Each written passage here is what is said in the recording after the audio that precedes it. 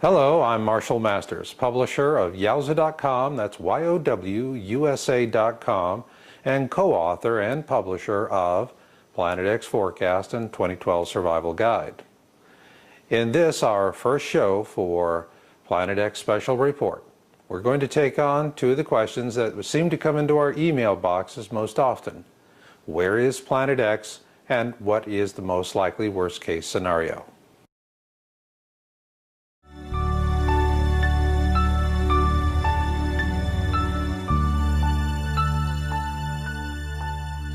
We've created this new Planet X Special Report series to address the fear, uncertainty, and doubt, or what's known as FUD, that's out there on the internet today regarding Planet X. We have been researching in this field of space threats since 1999, and what we see is that much of this FUD is artificially engineered by disinformation operatives who, in our opinion, are well organized and very well funded.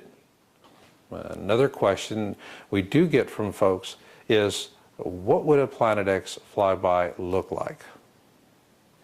In our February 2009 video report, we offered 8 different flyby scenarios, ranging from a rather mild best-case scenario to a devastating worst-case scenario. However, regardless of which of these scenarios may come to pass, we have already seen what a Planet X flyby will look like in part. September 2009 shall be forever remembered as the month we added a new term to the lexicon of catastrophic Earth changes, the Sydney-style dust storm.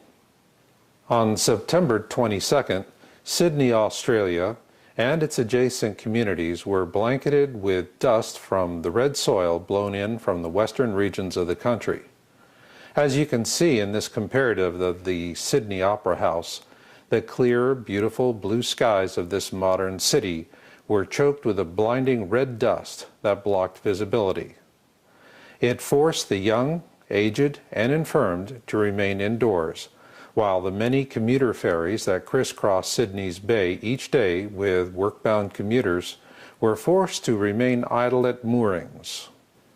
This storm was first brought to our attention by a Yowza subscriber, Sharon, who lives in a bedroom community adjacent to Sydney, due east of the city center. She sent us these photos she took from her home, looking out her bedroom window. No matter what scenario is involved for Planet X, this is one of the things we'll see with each and every one. Ladies and gentlemen, Planet X 2012 and catastrophic Earth changes are no longer an issue of idle speculation or entertainment. Rather, it is about you, your loved ones, and whether or not you choose to fight for your lives. If you're looking to our leaders for answers, know this: they're part of a system of political and corporate elites with their own agendas that may or may not coincide with our own. Nonetheless, these very different agendas provided us with valuable new information in 2008 and 2009 that corroborates our original Planet X orbital forecast.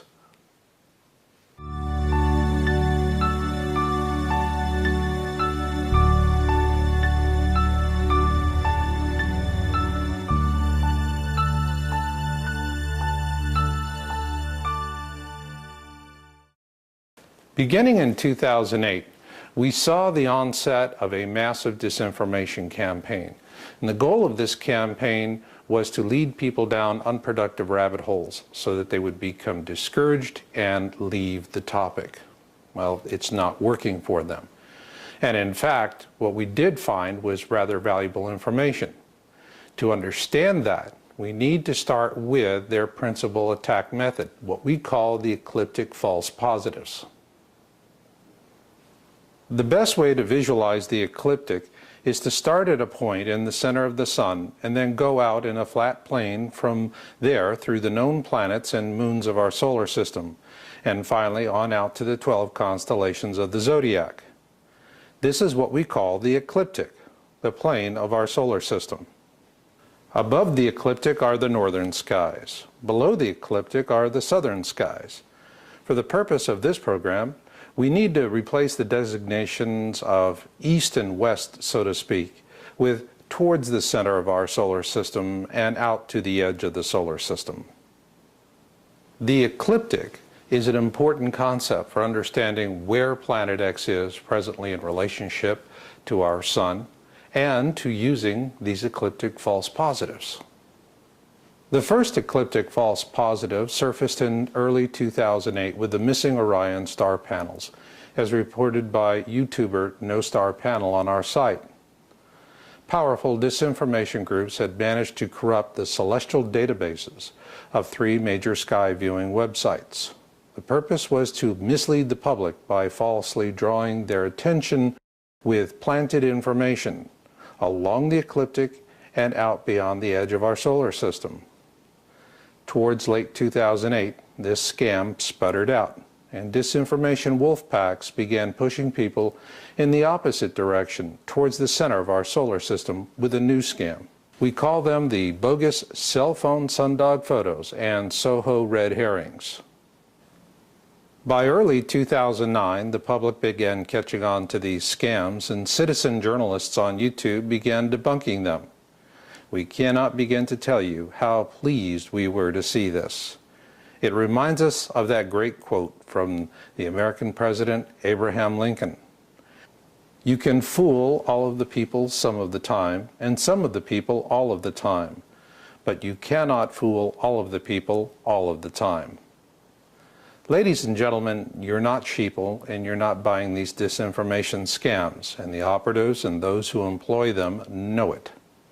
Consequently, we're now seeing a new wave of reckless disinformation and propaganda non-event predictions designed to create more fear, uncertainty, and doubt, and thereby disinterest the public.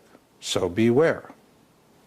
That being said, these disinformation ecliptic false positives we've just discussed have given us information of great value.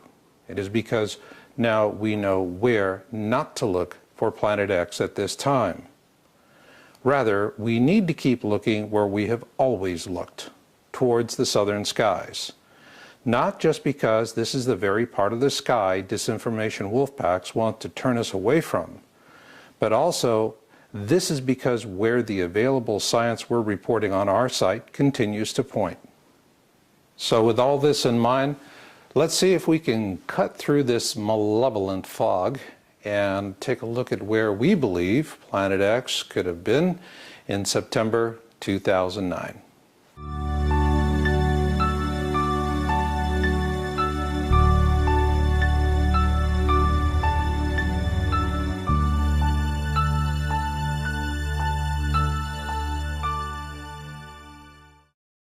What the disinformation ecliptic false positives of 2008 and 2009 show us is that we were pretty much on the money right from the get-go. We published our book, Planet X Forecast and 2012 Survival Guide, with an estimated orbit for Planet X through 2014. Prepared by Dutch physicist Jaco van der Warp, it shows Planet X approaching the core of our system from the south. We will present 2 slides prepared as an update for this report by Jaco van der Warp, showing where he estimates Planet X to be as of September 2009. Please note, I will be using the term astronomical unit, or AU for short. An astronomical unit is the approximate distance from the Earth to the Sun.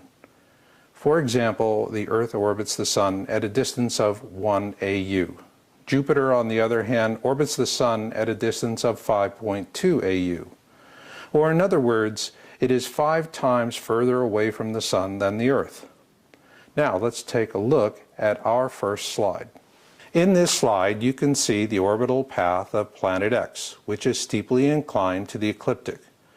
Jaco currently estimates the distance between Planet X and the Sun to be 9.9 astronomical units.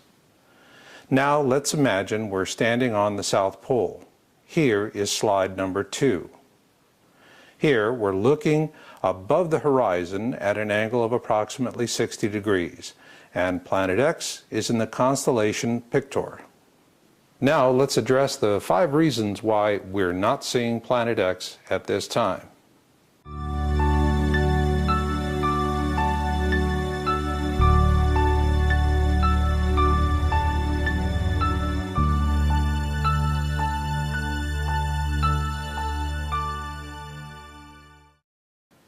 We know Planet X has been here before, and we have the ancient accounts of the Sumerians, Egyptians, Celts, and many more.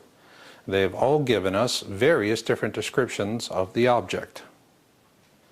For example, in the ancient wisdom text we publish called the Kolbrin Bible, the ancient Egyptians called it the Destroyer, whereas the ancient Sumerians called it Nibiru. Consequently, there are a lot of different ideas as to the nature of this object. In our February 2009 report, we discussed 3 possible variants: an asteroid-like object, comet-like object, and mini-constellation. Until Planet X is officially observed, it could be anything, although we do know it is big. Otherwise, it would not be interacting with the other bodies in our system as it does. Each of these 3 variants has its own observation peculiarities, and these are exacerbated by the fact that this object is in a comet-like orbit.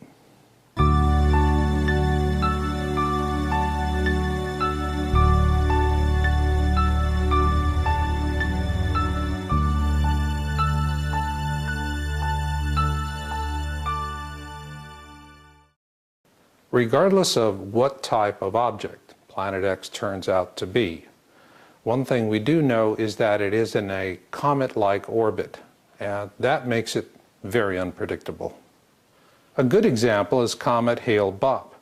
It was the most widely observed comet of the last century, and it was dubbed the Great Comet of 1997. At the time of its discovery in 1995, it was estimated to be in a 4,200-year orbit around our Sun. However, in 1996, it passed within 0.77 AU of Jupiter. To help put that in perspective, Venus orbits our Sun at a distance of approximately 0.72 AU. So, as a result of a 0.77 AU flyby past Jupiter, Hale-Bopp's 4,200-year orbit was shortened by 40% to just 2,533 years. How could this happen? Just as with Planet X, Hale-Bopp's orbit around our Sun is steeply inclined to the ecliptic, which makes it inherently unstable. And the substantial reduction in its orbit is explained by a theory called the Kozai mechanism. You can learn more about the Kozai mechanism on the internet, and it is covered extensively in our book Planet X Forecast and 2012 Survival Guide. As we've often pointed out in our book and on our websites, this object is in an unstable comet-like orbit. Simply stated, Planet X is a fast traveler and its orbit is steeply inclined to the ecliptic. Ergo, its orbital behavior is highly unpredictable and subject to change at any time. This will become even more pronounced as Planet X closes the distance between itself and our Sun.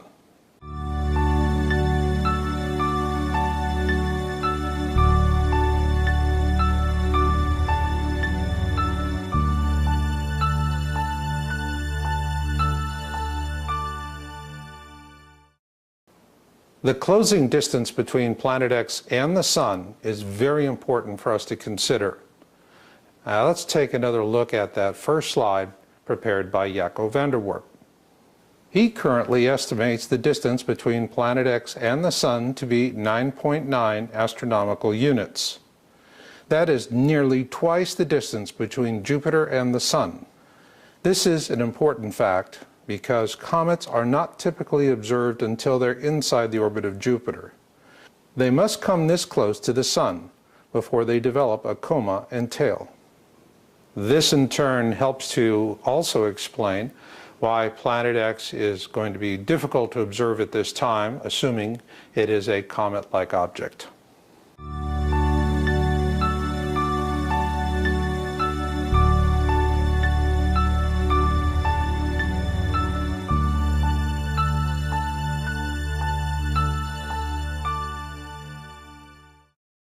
To help give us a perspective on the Planet X transit through the southern skies, let's return to Jaco van der Warp's second slide. When we presented the second slide, the one where we are looking from the South Pole out into space, we're doing so at an angle of approximately 60 degrees up from the horizon. When we do so, our estimate places Planet X in the constellation of Pictor. The arcing line of the orbit suggests that Planet X will follow a steady, plodding course as it moves from left to right towards the constellation Vela. However, this is not the case because of two reasons. First, the manner in which the Earth rotates on its poles as it relates to our view of the night sky. And secondly, because Planet X is in a comet-like orbit that is steeply inclined to the ecliptic. We therefore estimate that by August 2010, Planet X will enter the constellation of Carina, where it will begin to speed up a bit, as is the case with comet-like orbits. During this time, the distance between Planet X and the Sun will be decreasing, while at the same time the angle of its orbit will be increasing. This decreasing distance and increasing angle will continue and even speed up as Planet X approaches the ecliptic. Assuming Planet X continues following this orbital path, regardless of what type of object it may be, the fact is it's going to be heading towards the Milky Way, and that creates a whole new kind of viewing problem.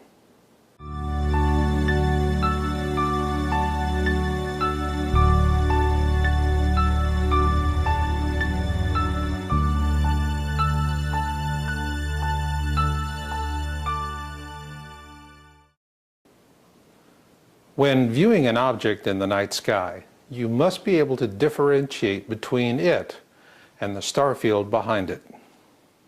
To illustrate the complexity of this, let's assume that you are going to a candlelight vigil to meet a friend. You know what your friend looks like, and you know he or she will be holding a candle. But when you arrive, spotting your friend becomes a very difficult proposition. The same holds true with Planet X. At this time, it is about to pass through the most magnificent candlelight vigil, if you will, in our night sky, the Milky Way. With that in mind, let's return to our second image of the South Pole view. Here we see Planet X slowly making its way along its orbital path towards the constellation Vela. In this slide, we are showing you the position of Planet X relative to the South Pole point of view. Now, let's take the same panel slide and increase the brightness. The light gray area that runs through the right side of the image from the constellation Vela down through to the constellation Canis Major is the Milky Way.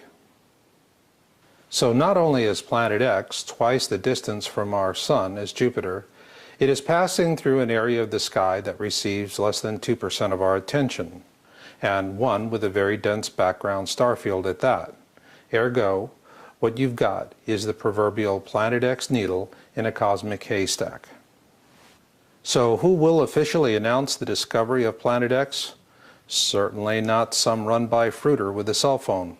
Rather, we believe that honor will most likely go to Project Wormwood, a planetary defense group at the Learmonth Solar Observatory, located on the northwest cape of Western Australia. Now let's move on to the most likely worst-case Planet X flyby scenario.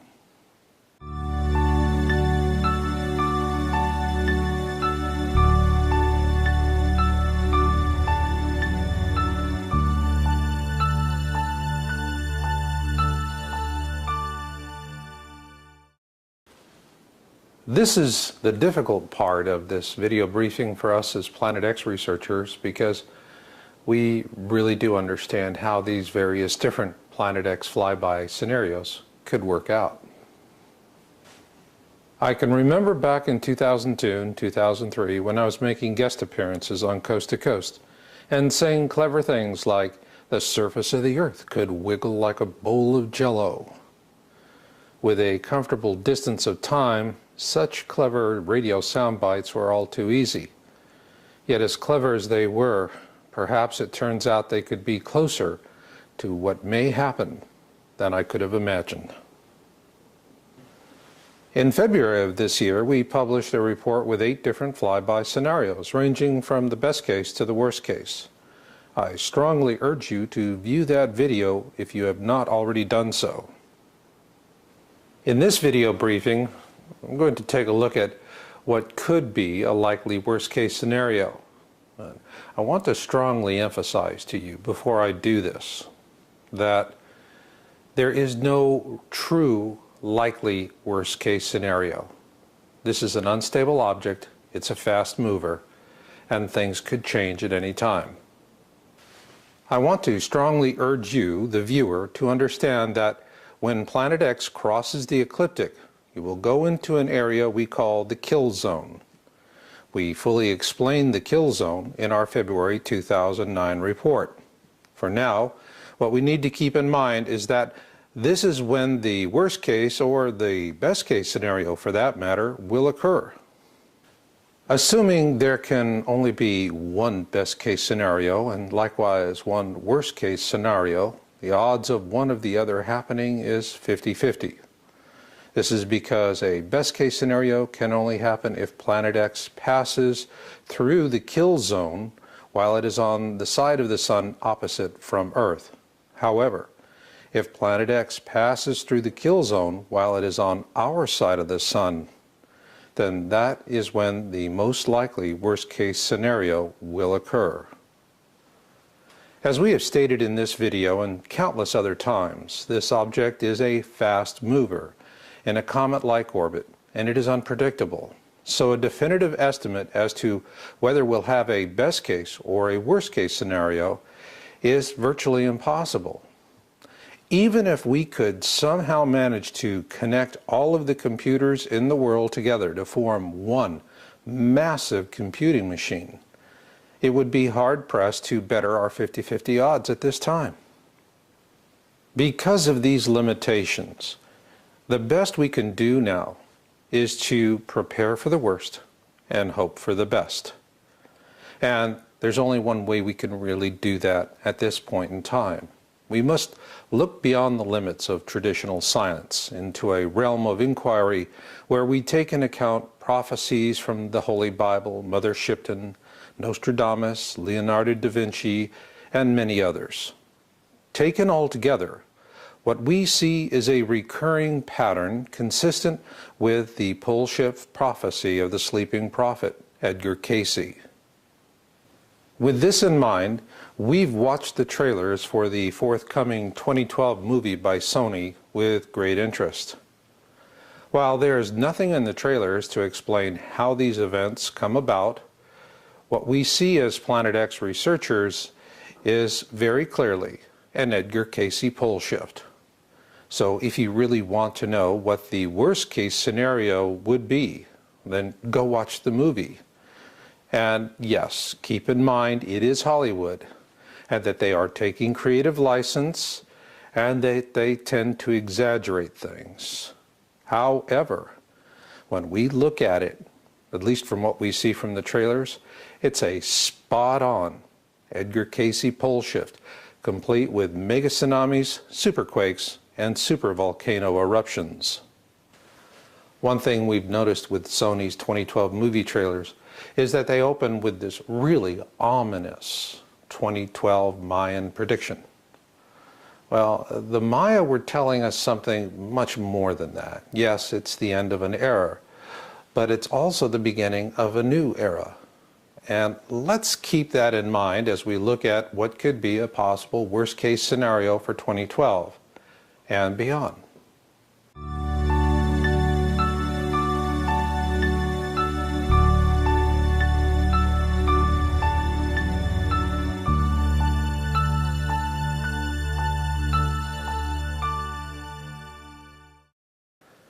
Our book, Planet X Forecast and 2012 Survival Guide, was written with one very specific audience in mind.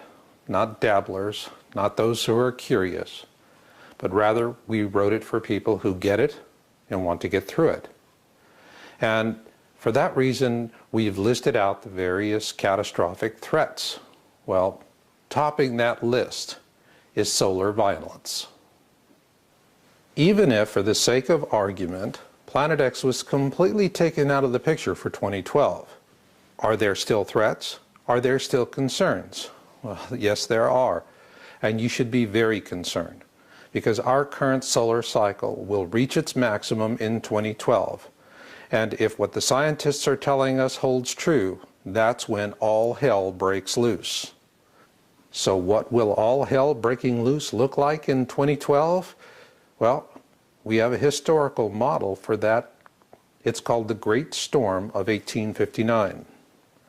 In an article published in October 2003 on Space.com, science writer Robert Roy Britt takes us back in time to 1859. Simply put, this solar storm remains the most violent ever recorded in American history, and it was 3 times more powerful than anything we've ever seen since the end of World War II. However, in 1859, the state of technology was primitive. It was mostly telegraph lines running through both America and Europe. These telegraph lines shorted out during the storm of 1859 and consequently ignited numerous widespread fires on both continents. Not only that, in Hawaii, they reported seeing the aurora borealis. Of course, this begs the question, if a solar storm such as the one that struck the Earth in 1859 were to strike today, what would that mean for us? Once again, we turn to the author, Robert Roy Britt. In an article written for Fox News in January 2009, Mr. Britt examines the implications of an 1859 event happening today. Britt tells us in this article for Fox that should another storm as powerful as the one that hit America and Europe in 1859 hit us again, particularly in 2012, it could shut down the United States for months. This according to the National Academy of Sciences, which has also expressed the opinion that there is a very great likelihood of another such storm occurring in 2012. So what would that mean? Well, just in the United States alone, 113 million Americans would find themselves in a blackout. Not one lasting a few days, but rather a blackout lasting several months. This is totally consistent with a 2012 warning given on Fox News by physicist Dr. Michio Kaku, as noted in our February 2009 report. Satellites, satellite television, all of that could get disrupted, peaking around 2012. So your point is we can't do anything about it in space, but we can do something back here on Earth. That's right. But backup systems, are companies really doing that? Well, they're going to have to do it because, see, we scientists made a mistake. Now, before we move on, I want to make one thing perfectly clear. We are not glorifying Fox News here. As a matter of fact, the news entertainer, I don't call them reporters anymore, the news entertainer that interviewed Dr. Michio Kaku has a new formula. 2012 equals Y2K. You know, the millennium bug. Well, that begs the question, where are you at with all this? Are you saying, I'll believe it when I see it? And if so, let me ask you this. What are you going to see when the whole nation is blacked out for months as the result of a violent solar storm? While you ponder that, let's move on to the closing thoughts for this video briefing, and that being what we believe to be the greater significance of 2012.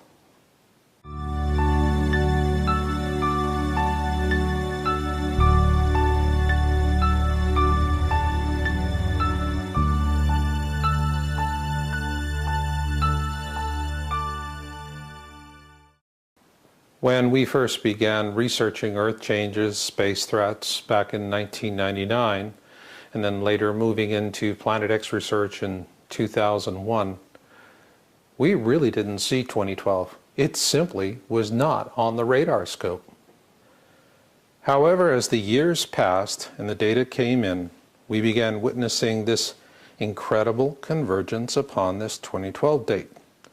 A breathtaking convergence, one comprised of science, history, prophecy, and human evolution. And at the point of it all was the Mayan calendar. The essential message of the Mayan calendar, the one that is accepted by all those who debate it from one side or the other, is that the prophecy represents the end of one era and the beginning of another. Therefore, looking at December 21, 2012 is not about assuming that a cosmic intelligence or deity or whatever you happen to believe is going to throw a big switch on that day, and then something humongous is going to happen.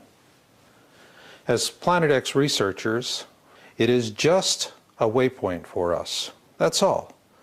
But I would hasten to add that it is a significant waypoint. It is significant because it will be a defining moment in time, like December 7th, 1941, or 9/11.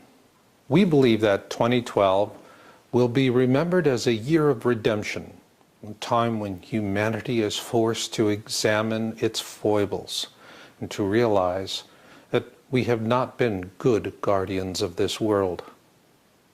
And at that point, we are going to face a destiny decision, and one that is best described for us by the Hopi Prophecy Rock.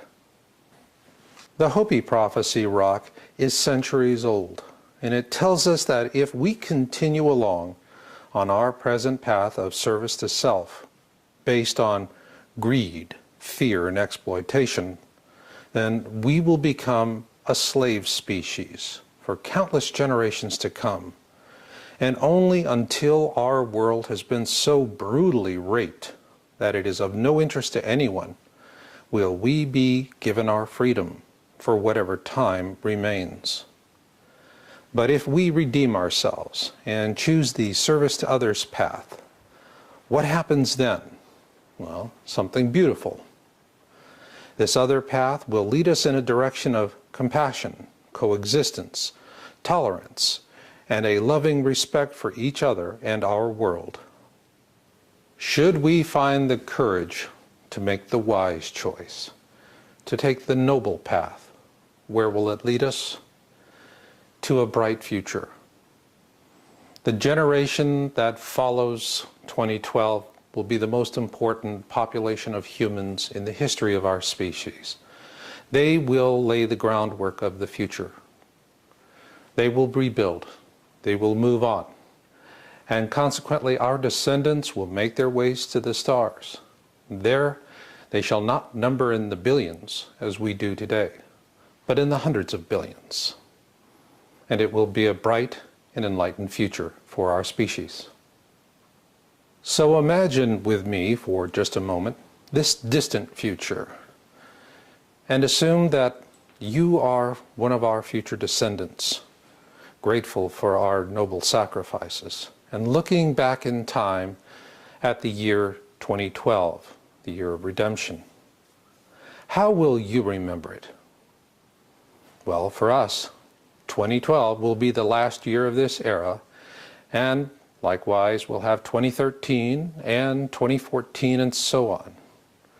However, should we choose the noble path shown us in the ancient Hopi Prophecy Rock, the future generations will look back upon the year 2013 by another name.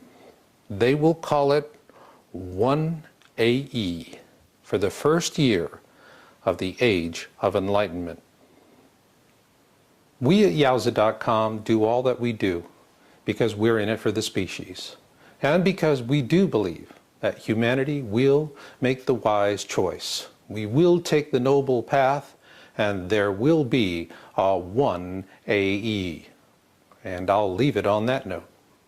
So until the next time we meet, remember Marshall's motto: destiny comes to those who listen, and fate finds the rest.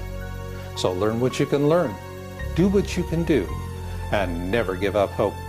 And this is Marshall, and I'll catch you on the backside.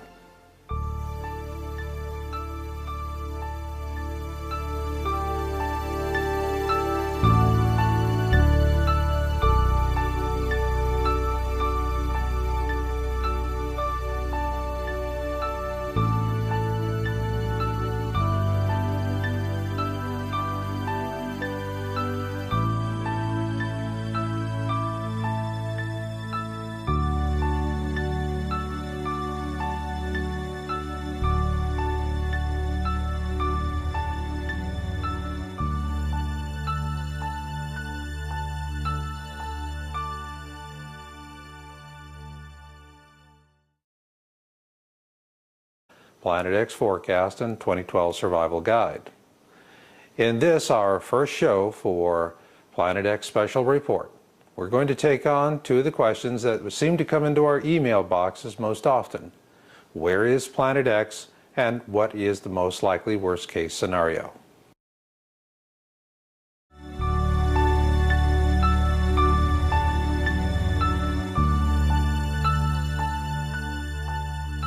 We've created this new Planet X Special Report series to address the fear, uncertainty, and doubt, or what's known as FUD, that's out there on the internet today regarding Planet X. We have been researching in this field of space threats since 1999, and what we see is that much of this FUD is artificially engineered by disinformation operatives who, in our opinion, are well organized and very well funded. Another question we do get from folks is, what would a Planet X flyby look like? In our February 2009 video report at moorings, this storm was first brought to our attention by a Yowza subscriber, Sharon, who lives in a bedroom community adjacent to Sydney, due east of the city center. She sent us these photos she took from her home, looking out her bedroom window. No matter what scenario is involved for Planet X, this is one of the things we'll see with each and every one. Ladies and gentlemen, Planet X, 2012, and catastrophic Earth changes are no longer an issue of idle speculation or entertainment. Rather, it is about you, your loved ones, and whether or not you choose to fight for your lives. If you're looking to our leaders for answers, know this: they're part of a system of political and corporate elites with their own agendas that may or may not coincide with our own. Nonetheless, these very different agendas provided us with valuable new information in 2008 and 2000. We offered 8 different flyby scenarios, ranging from a rather mild best-case scenario to a devastating worst-case scenario. However, regardless of which of these scenarios may come to pass, we have already seen what a Planet X flyby will look like in part. September 2009 shall be forever remembered as the month we added a new term to the lexicon of catastrophic Earth changes: the Sydney-style dust storm. On September 22nd, Sydney, Australia, and its adjacent communities were blanketed with dust from the red soil blown in from the western regions of the country. As you can see in this comparative of the Sydney Opera House, the clear, beautiful blue skies of this modern city were choked with a blinding red dust that blocked visibility. It forced the young, aged, and infirmed to remain indoors, while the many commuter ferries that crisscross Sydney's bay each day with work-bound commuters were forced to remain idle.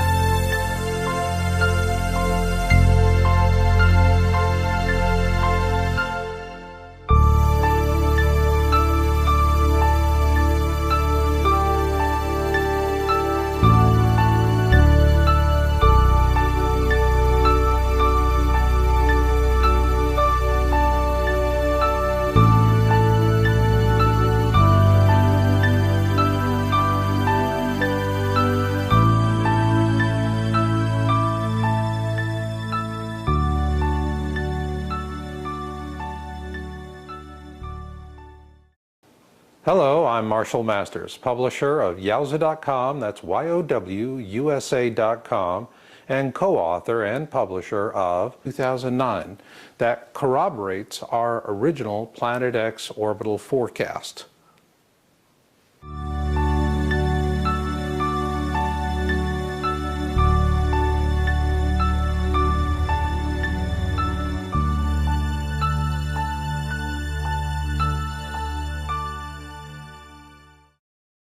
Beginning in 2008, we saw the onset of a massive disinformation campaign. And the goal of this campaign was to lead people down unproductive rabbit holes so that they would become discouraged and leave the topic. Well, it's not working for them. And in fact, what we did find was rather valuable information. To understand that, we need to start with their principal attack method, what we call the ecliptic false positives. The best way to visualize the ecliptic is to start at a point in the center of the sun and then go out in a flat plane from there through the known planets and moons of our solar system, and finally on out to the 12 constellations.